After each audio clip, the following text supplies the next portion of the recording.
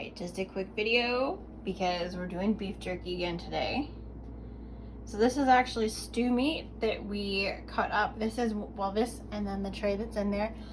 This is 1 pound and it's been marinating here since yesterday in barbecue sauce, a little bit of Worcestershire sauce, and a little bit of soy sauce. You do want something with a little bit of acid in there like the soy sauce to kind of break down the meat a little bit and keep it tender.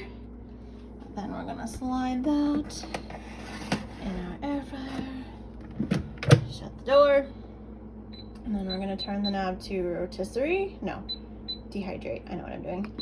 Change it to 3 hours, which is what this recipe calls for, at 1:30. And then it starts. This is gonna beep at halfway through to remind us to switch the trays. On all the settings it does that to make sure that if you do have 2 trays in there, you get even heating on both of them.